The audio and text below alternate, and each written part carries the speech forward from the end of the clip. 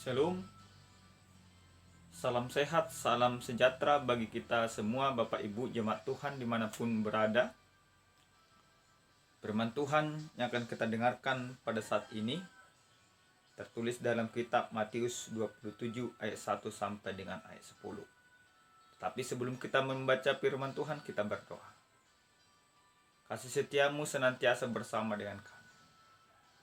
Bahkan ketika kami akan mendengarkan firman, urapi kami, mengerti, memahami, dan menghidupi firman. Dalam nama Yesus berdoa.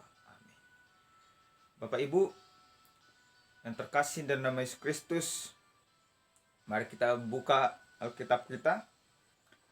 Kita disapa firman Tuhan pada saat ini sebagai khotbah dalam ibadah minggu. Tertulis dalam kitab Matius 27 ayat 1 sampai dengan ayat 10. Demikian sabda Tuhan. Ketika hari mulai siang, semua imam kepala dan tua-tua bangsa Yahudi berkumpul dan mengambil keputusan untuk membunuh Yesus. Mereka membelenggu dia, lalu membawanya dan menyerahkannya kepada Pilatus, wali negeri itu. Pada waktu Yudas yang menyerahkan dia melihat bahwa Yesus telah dijatuhi hukuman mati, menyesallah ia. Lalu ia mengembalikan uang yang 30 perak itu kepada imam-imam kepala dan tua-tua. Dan berkata, "Aku telah berdosa karena menyerahkan darah orang yang tak bersalah." Tetapi jawab mereka, "Apa urusan kami dengan itu? Itu urusanmu sendiri." Maka ia pun melemparkan uang perak itu ke dalam bait suci, lalu pergi dari situ dan menggantungkan diri. Imam-imam kepala mengambil uang perak itu dan berkata, "Tidak diperbolehkan memasukkan uang ini ke dalam peti persembahan, sebab ini uang darah." Sesudah berunding, mereka membeli dengan uang itu tanah yang disebut tanah tukang periuk untuk dijadikan tempat pekuburan orang asing. Itulah sebabnya tanah itu sampai pada hari ini disebut tanah darah. Dengan demikian genaplah firman yang disampaikan oleh Nabi Yeremia. Mereka menerima 30 uang perak, yaitu harga yang ditetapkan untuk seorang menurut penilaian yang berlaku di antara orang Israel. Dan mereka memberikan uang itu untuk tanah tukang periuk, seperti yang dipesankan Tuhan kepada aku. Sampai di sana pembacaan firman Tuhan. Bapak Ibu yang terkasih dalam Kristus Yesus, tentu hal yang menarik melihat atau membaca firman Tuhan ini. Di dalam firman Tuhan ini menceritakan bagaimana penyesalan yang dimiliki oleh salah satu murid Yesus, yaitu Yudas Iskariot. Tetapi benar yang dikatakan oleh orang bijak, bahwa penyesalan itu selalu datangnya terlambat. Kenapa hal itu diungkapkan? Karena fakta dan realitanya demikian. Maka ketika seseorang merasa menyesal, maka dia sudah terlambat. Hal itulah yang boleh kita lihat dalam perikop firman Tuhan pada saat ini. Bagaimana Yudas Iskariot menyesali apa yang dia perbuat. Perbuatan yang dilakukan oleh Yudas Iskariot yaitu mengkhianati Yesus demi keuntungan pribadi. Dia mau berkompromi dengan orang-orang yang membenci Yesus. Dia mau menerima 30 uang perak. Tujuannya adalah supaya dia mempunyai keuntungan yang lebih. Akan tetapi, kalau kita melihat kenapa Yudas menyesal, itu dikarenakan karena tidak sesuai kesepakatan yang dia sepakati dengan orang-orang Farisi pada saat itu. Mungkin kesepakatan yang disepakati mereka bahwa Yesus hanya dihakimi, atau bahwa Yesus hanya diadili tanpa dia pikirkan, tanpa direncanakan, tanpa disepakati akan dihukum mati. Tetapi nyatanya yang terjadi adalah akibat kesepakatan yang dilakukan oleh Yudas Iskariot, Yesus pun harus mati, harus tergantung di kayu salib. Judas Iskariot melihat apa yang telah terjadi dan akan terjadi kepada Yesus. Oleh karena dia sudah mengetahui, sudah memahami bahwa Yesus akan menerima hukuman mati, pada saat itulah dia menyesal. Penyesalan yang terbesar yang dia lakukan adalah ketika dia menyadari bahwa Yesus yang dia hianati akan menerima hukuman yang tidak seharusnya dia terima. Caci makian, hujatan, bahkan kematian akan dia terima. Ketika dia melihat semuanya itu, dia menyesal. Dia mengembalikan uang kesepakatan itu kepada orang-orang Farisi dan imam-imam dan kepala tua-tua. Kepada siapa dia melakukan kesepakatan itu, dia mengembalikan uang itu. Dia katakan, aku menyesal. Tujuan dari dia mengembalikan segala sesuatu yang dia terima, yaitu dia berkeinginan untuk melepaskan Yesus. Dia berkeinginan supaya jangan sampai dihukum mati Yesus. Tapi semuanya sudah terlambat. Semuanya sudah tidak sesuai lagi seperti yang dia inginkan. Kepala imam-imam dan kepala tua-tua menjawab dia atau merespon dia. Mereka berkata, apa urusan kami dengan itu? Itu urusanmu sendiri. Mereka tidak mau tahu penyesalan yang dilakukan oleh Judas. Penyesalan yang dilakukan oleh Judas sampai membuat dia berputus asa. Ini yang menjadi menarik. Ketika dia menyesal, ketika dia ingin mengubah segala sesuatu yang dia lakukan, tetapi tidak ada jalan, tidak bisa dia ubah, maka keputusasaan yang dia lakukan. Bapak Ibu, jemaat Tuhan yang terkasih dalam nama Yesus Kristus, dalam kebenaran firman Tuhan pada saat ini, kita mau diajarkan bagaimana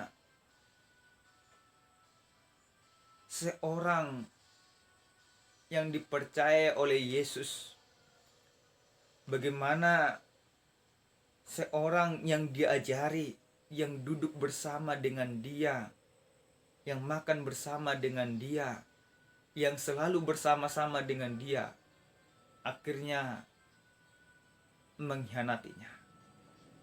Pengkhianatan ini tentu disebabkan oleh karena mencari keuntungan.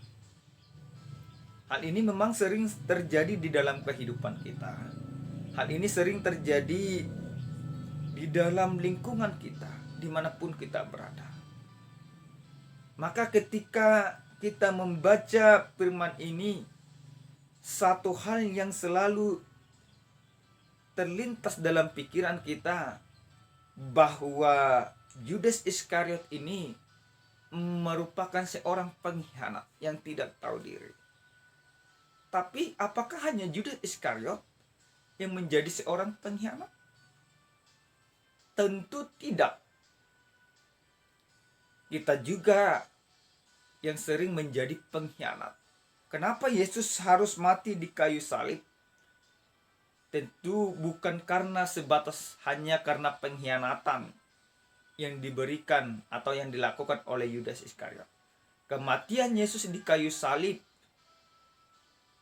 itu dikarenakan karena dosa, karena pelanggaran, karena kesalahan-kesalahan yang kita lakukan. Sekalipun yang mengkhianati adalah Judas Iskariot, tetapi dosa yang ditanggung oleh Yesus, dosa yang ditebus oleh Yesus, yaitu dosa seluruh umat manusia. Maka judul perikop yang sampai kepada kita pada saat ini dikatakan manusia tidak untuk diperjualbelikan. manusia tidak untuk diperjualbelikan. Tentu membaca perikop ini, membaca tema ini, kita akan langsung menyanggah, aku tidak pernah memperjualbelikan manusia. Aku bukan pelaku perdagangan manusia. Tentu memang kita semua tidak demikian. Tetapi apa yang dimaksudkan dengan manusia tidak untuk diperjualbelikan? Kalau kita melihat perikop firman Tuhan pada saat ini, bagaimana seorang Judas Iskariot memperjualbelikan Yesus, mengkhianati Yesus, membuat kesepakatan kepada orang-orang yang membenci Yesus karena dia bertujuan untuk mencari keuntungan, walaupun memang ternyata dia juga tertipu. Dia pengkhianat, tetapi pengkhianat ini ternyata tertipu juga. Ditipu oleh orang yang dia anggap kawan, yang dia anggap teman, yang dia anggap memberikan keuntungan kepadanya. Ternyata yang terjadi faktanya adalah dia tertipu. Dia mengkhianati Yesus, ternyata dia juga akhirnya dikhianati atau ditipu oleh imam-imam dan kepala tua-tua. Jauh sebenarnya lebih berkhianat imam-imam dan tua-tua dibandingkan dengan Yudas Iskariot. Jadi apa yang harus kita petik dari kebenaran firman Tuhan ini? Yang pertama, Bapak Ibu jemaat Tuhan, jangan pernah hianati temanmu, sahabatmu, kolegamu, istrimu, suamimu, atau siapapun itu demi mencari keuntungan pribadi kepada. Sekarang ini Bapak Ibu jemaat Tuhan, banyak orang mengorbankan orang lain demi karirnya.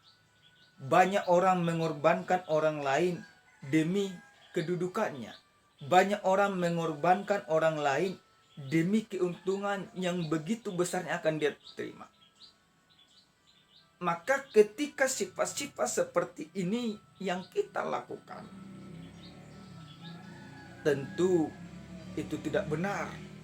Lewat firman Tuhan ini kita mau diingatkan, jangan pernah lakukan semuanya itu kalau untuk memperkaya dirimu. Karena tindakan perlakuan demikian adalah tidak diinginkan oleh Tuhan. Dan itu sama artinya kita seperti Judas Iskariot, menjadi seorang pengkhianat. Kita menjadi pengkhianat kebenaran, kita menjadi pengkhianat keadilan, kita menjadi pengkhianat sesama. Maka firman ini mau mengatakan kepada kita, jangan lakukan semuanya itu. Yang kedua, Bapak Ibu jemaat Tuhan yang terkasih dalam nama Yesus Kristus, apa yang harus kita pahami dari perikop firman Tuhan ini? Yang kedua, jika engkau menyesali akan dosa-dosamu, akan kesalahanmu, maka jangan pernah berputus asa. Tetapi apa yang harus kita lakukan? Kita boleh meniru, meneladani apa yang dilakukan oleh Simon Petrus. Dia sama-sama berkhianat seperti Judas kepada Yesus. Pengkhianatan yang dilakukan oleh Simon Petrus yaitu dia menyangkal Yesus sampai 3 kali. Walaupun memang mereka ini juga sama-sama pernah diingatkan oleh Yesus. Tetapi ketika Petrus menyadari bahwa kesalahan yang dia lakukan terhadap Yesus, maka terjadi pertobatan. Ini yang harus kita pahami. Dan ini yang harus kita imani. Jika Yudas Iskariot, dia menyesali segala dosa dan pelanggarannya, tetapi tidak ada pertobatan di dalam hatinya. Yang ada adalah keputusasaan. Maka ketika keputusasaan terjadi di dalam kehidupan kita, kematian sudah menanti. Tidak hanya kematian fisik, tetapi kematian rohani. Kematian yang kekal menjadi bagian kita. Maka Tuhan tidak menginginkan Orang yang percaya, orang yang dikasihinya, orang yang ditebusnya mati dengan keputusasaan. Tetapi Tuhan menginginkan orang yang dia kasihi, orang yang dia tebus itu untuk melakukan pertobatan ketika dia menyadari segala kesalahannya. Penebusan yang diberikan oleh Yesus di kayu salib adalah mengajak setiap individu, mengajak setiap manusia untuk bertobat. Bertobat berarti meninggalkan segala sesuatu laku yang tidak benar dan hidup menjadi benar. Jika selama ini Bapak Ibu sudah melakukan pengkhianatan kepada suamimu, kepada anakmu, kepada istrimu, kepada lingkunganmu, kepada orang-orang terdekatmu, orang-orang sekitarmu, maka engkau harus bertobat. Tetapi pertobatanmu jangan sampai engkau lakukan karena engkau berputus asa. Siapapun manusia pasti dimungkinkan untuk melakukan kesalahan. Siapapun orangnya pasti dimungkinkan untuk melakukan kesalahan. Entah itu penatua, entah itu pendeta, siapapun itu. Karena setiap manusia pada dasarnya adalah berdosa. Tidak ada yang benar satupun, tidak dikatakan dalam kitab Roma. Tetapi yang terpenting adalah ketika kita menyadari akan keberdosaan kita, maka Tuhan menginginkan pertobatan dari kehidupan kita. Bapak Ibu, jemaat Tuhan yang terkasih dalam nama Yesus Kristus, ini yang harus kita pegang dari kehidupan kita. Ini yang harus kita imani. Ini yang harus kita gumuli. Jangan pernah mencari keuntungan dari menjual nama orang lain. Jangan pernah mencari keuntungan atau menginginkan naik jabatan dengan mengorbankan orang lain. Pengorbanan yang harus kita lakukan yaitu pengorbanan seperti yang Yesus perbuat. Dia rela mati di kayu salib, tujuannya jelas untuk menyelamatkan banyak orang. Semua manusia, semua orang berdosa. Dia mau berkorban. Dia mau melakukan segala sesuatunya demi menunjukkan kebesaran kasih-Nya kepada kita.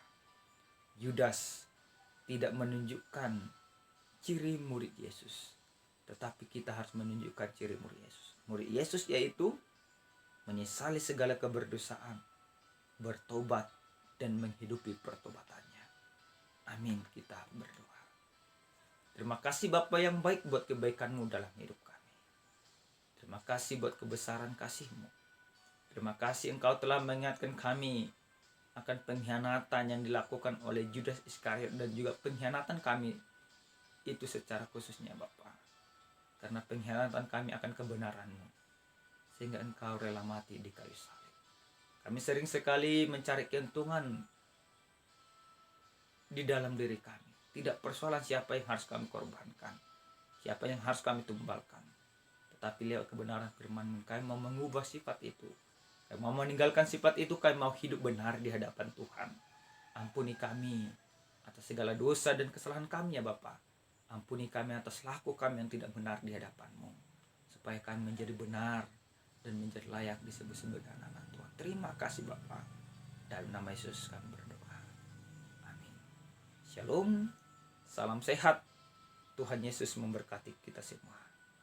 Semangat dalam menjalani kehidupan apapun situasi dan keadaan yang kita